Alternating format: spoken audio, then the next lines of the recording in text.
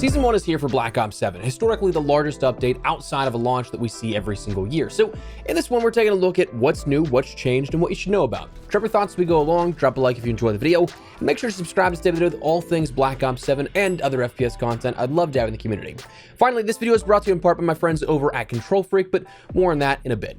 For now, let's get into it. Starting out with the multiplayer side of things here, what's new, what's changed, all that good stuff. To me, I think one of the most important, probably one of two biggest portions of each seasonal introduction is the weapons. So let's start there. Immediately available here today, we have the KGO SMG, a new weapon in the Battle Pass, the Maddox RFB Assault Rifle, that returning from Black Ops 4 explicitly, while the KGO is mirroring some classic COD weaponry. And then you have the ballistic knife that is technically available as of today with the weekly challenge sets. You have to end up completing the week's criteria, not every single challenge across all 4 main modes, but then you can gain access to that as well.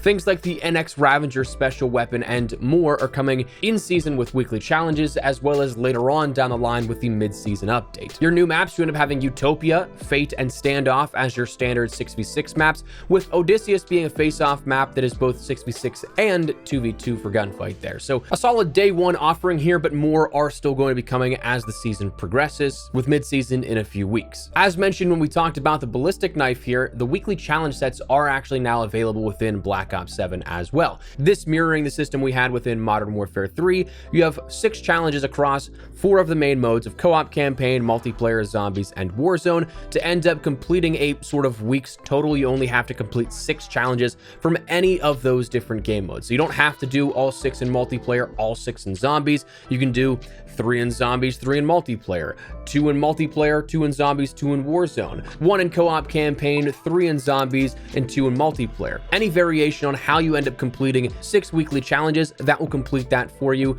Chalk it up, give you that week's reward, and also start chipping away at the Season 1 completion rewards. We're earning 5 weekly rewards, ends up granting you the Feed in Time challenge, so you can't get that one until at least week 5 here, and then the overall season completion of the Coral Streaks for all 9 weeks completed. So personally, big fan of these challenges coming back here. I think that it was a great system in Modern Warfare 3, personally speaking, so happy to see that return. Now, additional changes in terms of gameplay, you have map updates to Exposure and Toshin. Exposure now has a new path and interior that's been added to help players navigate from the loading spawn area, which connects to the solar panels and the salt storage container. That's been adjusted slightly. And then Toshin, you have a new hanging monorail that's been added that connects the middle monorail section to the upper section of the map, which is something that I swear was mentioned was going to be there for launch, but I think this is a good change to see for the map. As for matchmaking updates here, this was something that I don't really want to give my 2 cents on this one, but this was a bit of a visual regression from what was a marketing point for Black Ops 7. They said Season 1 introduces several new and returning playlists and game modes in multiplayer, including the return of Sticks and Stones for the first time since Call of Duty Black Ops Cold War. Based on all the new content coming in multiplayer in Season 1, we're making some updates to our playlist structure and UI. The first playlist tab will now be Featured Playlist, where we'll highlight various styles of experiences, such as the Season 1 Mosh Pit featuring our Season 1 maps Utopia, Fate, Odysseus, and Standoff. This is also where you can find Standard Mosh Pit, where skill is an important consideration. They go on to say, we've continued to see increased engagement with Standard Mosh Pit, so we'll be featuring it in the Featured tab for players who prefer an experience with more similarly skilled opponents. With the main tab changing to Featured, the other tab will now become Party Games, which will include Prop Hunt, Sharpshooter, One of the Chamber, and Gunfight at the launch of Season 1, as well as the debut of Sticks and Stones and Gun Game in week 2. In addition to Standard Mosh Pit, all multiplayer playlists feature open matchmaking, where skill is minimally considered for a more varied experience. So again, don't want to chime in on this one just talking about here's what's new, here's what you need to know type of thing too much, but this is one of those things that they're seemingly trying to push it back into the conversation here, where the big marketed thing was open matchmaking, where you have skill minimally considered. Whether you believe that or not, that's entirely subjective and up to you. But now, putting the Standard Mosh Pit with skill considered in that matchmaking feels like a slight deviation from what was the initial launch sort of language and jargon, but maybe that's just me. Next, let's talk about some tuning here with this, because we saw some weapon adjustments, but honestly, they're not like weapons themselves. The only thing that was actually changed kind of across the board was bullet penetration. They said, we're making general changes to bullet penetration in Season 1, where the goal of these changes is to increase the penetration overall, while keeping damage reasonable. They said up until now, a weapon's penetration was driven entirely by the maximum distance it could pass through a given surface. Penetration damage would decrease based on the thickness of the surface until the maximum distance was achieved. Penetration damage and distance have been decoupled with Season 1, where weapons will still have a maximum distance they can shoot through each surface, but now the damage fall off they experience will be a flat percentage regardless of how thick that surface was. So taking away a little bit of that variability in some of the engagements you may encounter when it comes to kills you try to get that are based off of bullet pen. The rest of the weapon changes really all came down to various attachment changes for rifles, SMGs, and LMGs that a lot of them really are just kind of subjective use cases. On screen, you can see those patch notes going by here as we talk about it, but a lot of minute details and slight changes here to this, but on attachments you may or may not use. Before we continue, a quick second to talk about today's sponsor, KontrolFreeks. With the launch of Black Ops 7, they dropped their newest collaboration, the Black Ops 7 thumbsticks. Now, for longtime viewers, you remember me talking about KontrolFreeks. They were one of the first partners we had on the channel, and even before that, I've used their sticks on every single controller I've had, dating back to 2012-ish. Giving a bit more precision in your aim control by making more minor adjustments and thumbsticks a bit more attainable and easier to control by increasing the analog stick arc distance. Their increased surface area and grip means you'll be shooting straighter in no time while not feeling awkward in any way, shape, or form while doing so. Like I said, I've used their product for over 10 years now, would highly recommend them. So whether you want those Black Ops 7 sticks to match your gameplay or any number of their large selection of options like domed or concave sticks, different themes, various colorways, there's plenty of options to check out. If you do, make sure you use code ESPRESSO to net yourself an extra little discount, but make sure to check out the link in the description below. And again, thanks to KontrolFreek for sponsoring this video. Now, back to it. Endgame saw a little bit of some changes here as well, some new content added in, where you have the Colossus of Avalon event, that adding the giant robot from Origins that you have to take down in Avalon for Endgame.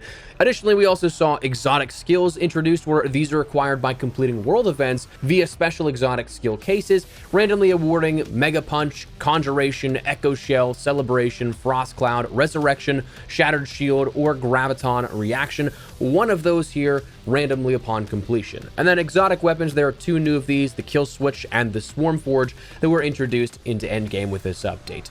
I am curious to see what the future of Endgame post-launch content looks like, if that's something they're planning to actually keep up with the entire year, or if it's like a Modern Warfare Zombies thing where after like Season 3 it kind of just gets no love. Same thing I guess also with kind of DMZ to a degree, but I think that was what, Season 4 that stopped. But anyways, we also saw in Zombies a little bit more content with Astra Malorum. You have Exit 115 as a survival map. Both of those are available on day one. Cosmodrome coming at some point in the season as well, but not here on day one. You also end up seeing a bunch of stuff like Mule Kick and other gameplay related items. You have a bunch of stuff coming up from Black Ops 6 as sort of like a soft carry forward. Not everything coming forward, but some of that stuff has made it from Black Ops 6. A lot of the post-launch content in regards to the gameplay items, those were moved forward along with some other things there. Warzone, the biggest thing when we talk about the Warzone integration itself is, of course, the new map and all the weapons coming with it. The new map is Haven's Hollow here, a new Resurgence map, kind of a built-out Liberty Falls map here that we have available to us. It was changed slightly since what was debuted at COD Next was showcased, where a few of the POIs have been minorly changed to be better for visibility and for flow. So what you've seen up until this point is a little bit different, but nothing that, again, is too crazy or anything that it's drastically a different map. I am curious to see the reception here of this map and what we have through 1, 2, 3 days here as we gear up for the launch weekend of Season 1. I'm curious if this is going to be one of those things that's like Area 99 where it happened but we don't talk about it, or if it's a map that does kind of actually prove to be one that people enjoy. We're definitely curious to see what these reactions are in the coming days. Beyond that, we of course had Verdansk POIs updated, where we have 2 new POIs of Signal Station and Factory. Signal Station is actually pretty cool. In one of the hidden details they debuted, they didn't tell anybody about this up until right now even though the POIs were debuted again at COD Next and everything. But one cool thing is there's apparently a short little side quest to activate the actual signal tower that will then give a tactical heat map and reveal the location of nearby threats for you and your squad in the vicinity. Like, we're talking like a constant UAV between that of an advanced UAV range and a regular UAV range. So I guess kind of like if you think of the strongholds from Modern Warfare 2 Warzone, that type of thing where it gives the intermittent pings, but in a heat map perspective as well. So you see like a density of where those players are, not necessarily just exactly where those players are in that vicinity. So interesting little addition here at this, but factories returned from Verdansk 84. They may feel a little familiar to you.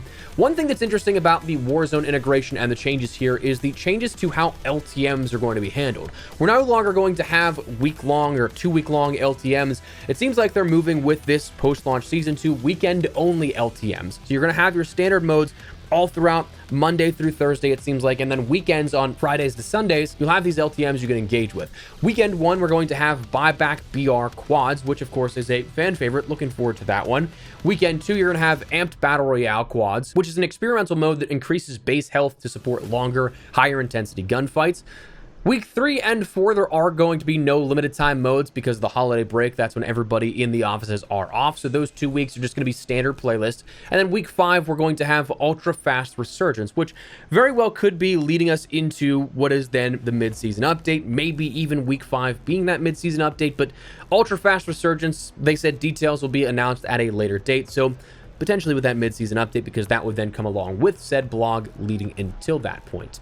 Matchmaking adjustments, we do have open matchmaking now coming as the standard for Warzone, where just like Black Ops 7, you have that skill minimal consideration here with this. That's coming over into Warzone. Again, don't want to debate any of the sort of semantics or like if it's placebo or whatever, but that's what is being transferred into Warzone with this update. There's been a ton of gameplay adjustments as we see with every single integration. Probably the biggest thing here is, of course, all of the weapons from Black Ops 7 into Warzone and what we have now available on offer of all these past games since the Warzone 2 introduction back in 2022.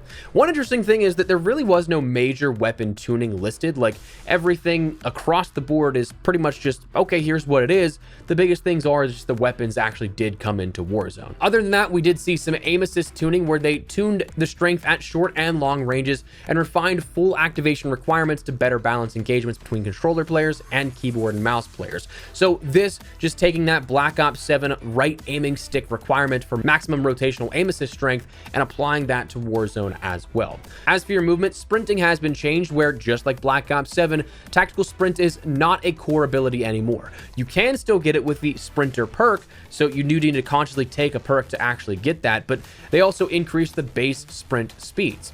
Combat roll was introduced here through the Mountaineer perk, and other movement mechanics like wall jump and the grapple hooks will be available in all limited time modes throughout Season 1. So they're going to be playing around with that, seeing if that's something they want to actually make like a staple, but we'll have to wait and see if it actually lives up to everything. As for your loadout changes, wild cards have been removed entirely. Overkill is now available to all players by default, which is definitely nice. There's now a weapon attachment cap of 5 attachments as per the 8 beforehand. A number of lethal and tactical equipment options have been moved out of the loadout selection and only will be available in match loot. So that's definitely interesting as well. And then finally, we have lootable perks returning, making a sort of stressor point for looting no matter where you're at in the game, because it's always going to be something you can pick up, another extra perk that could be beneficial to you. So that was added in with this update as well. And that, my friends, is basically, in a nutshell, Black Ops 7's Season 1 update, the content, the main gameplay changes, and everything you need to know. So that's where we're going to wrap it up. Let me know your thoughts down below. What do you guys think of Season 1's update so far? Personally, as of recording this, have not had the ability to jump on and play just yet, so I'm not entirely sure if this is something that will be a good or bad update. Historically with COD, I'm expecting some things to be broken right up front, especially because that always happens with every seasonal update. But I mean, fingers crossed, dude. I'm hoping that we just have a good gameplay experience across the board. That goes for any game we cover here on the channel, man. Like, I'm an optimist. I want people to be happy. I want the game to be good for the people enjoying it. So fingers crossed. But anyways, we'll see where we're at. That's the update. Let me know your thoughts down below. Drop a like if you guys enjoyed the video. Make sure you subscribe to stay up to date with all things Black Ops 7 and other FPS content. I'd love to have in the community. But for now, thanks so much for watching. Mine's been Espresso. I'll see you later. Take care and peace.